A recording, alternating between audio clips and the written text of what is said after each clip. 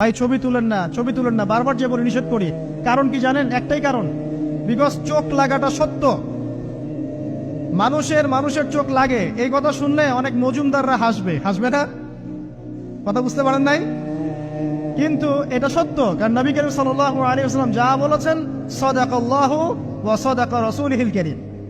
নবী যা বলেছেন, আল্লাহ যা বলেছেন, চিরায়ত সত্য। এর বাইরে কোনো সত্য আছে?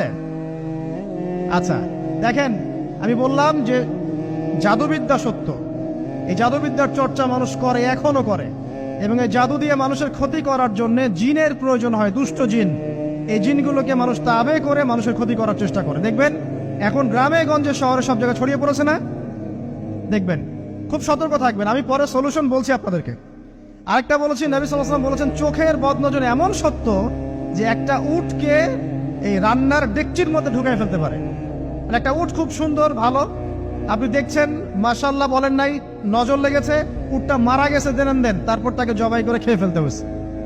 একজন সাহাবী গোসল করছিলেন, গোসল, এটা হাদিস সহিহ, যে আলেম ওলামা যারা আছেন তারা জানেন যে এই হাদিস সহিহ। একজন সাহাবী গোসল করছেন, তার গায়ের চামড়াটা খুব সুন্দর ছিল, একদম স্কিনটা অনেক সুন্দর থাকে না এমন কিছু মানুষ? আচ্ছা, এখন আরেকজন সাহাবী এই গোসল দেখছেন দূর থেকে, দেখে বলছেন যে কি চমৎকার তার শরীরের রংটা, যেন কুমারী নারীর মতো, অনেকটা এমন একটা কথা তিনি বলেছিলেন। সাথে সাথে এই সাহাবী অজ্ঞান হয়ে পড়ে গেছে। কোন সাহাবী? যিনি গোসল করছিলেন।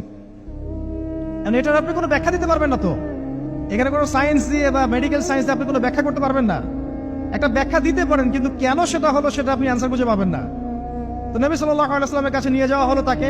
তিনি বললেন যে এই ব্যক্তির ব্যাপারে কি কেউ ভালো মন্দ কিছু বলেছিল? তখন একজন সাহাবী বলেন, হ্যাঁ, অমুকে বলেছে এর স্কিনটা অনেক সুন্দর, ওকে ডেকে নিয়ে আসেন। ওকে ডেকে আনা হলো। ডেকে আনার পর নবীজি তাকে অনেক শাসালেন, তোমরা তোমাদের ভাইদেরকে কি মেরে ফেলতে চাও? তখন এই সাহাবী তো অবাক, আমি আবার কখন মারতে চাইলাম ইয়া রাসূলুল্লাহ? আমি তো মারতে চাই নাই, আমি তো খালি বলেছি যে তার গায়ের রংটা অনেক সুন্দর। তখন তিনি বললেন, কেন তুমি সুবহানাল্লাহ বললে না? কেন তুমি মাশাআল্লাহ বললে না? যখন মাশাআল্লাহ বলবেন, সুবহানাল্লাহ বলবেন, নজরটা লাগবে না। আর যখন আপনি মাশাআল্লাহ বলবেন না, সুবহানাল্লাহ বলবেন না, দেখবেন নজর লেগে গেছে। আপনি বিশ্বাস করেন ব্যবসা খুব ভালো চলছে, মানুষ বলল যে বাহ, তোর তো ব্যবসা হেভি, লালে লাল শাহজালাল, ঠিক আছে, দেখবেন আপনার কেনা বেচা বন্ধ হয়ে গেছে। এরকম হবে, আমার কথাটা বিশ্বাস করেন। এটা কিন্তু সায়েন্স প্রমাণ করতে পারবে না, আল্লাহ এবং তার রাসূল বলেছেন, তার উপরে কোনো সত্য নেই। আছে সূরা কাহফ 29 নম্বর আয়াত পড়ে দেখেন, আল্লাহ পাক বলছেন, ওয়াকুলিল হাক্কু মির রাব্বিকুম, সত্য সেটাই যা তোমার রবের পক্ষ থেকে আসে। ফামান শাআ ফালইউমিন, যার ইচ্ছা হয় বিশ্বাস করুক, ওয়া মান শাআ ফালইয়াকফুর, যার ইচ্ছা হয় সে অস্বীকার করুক।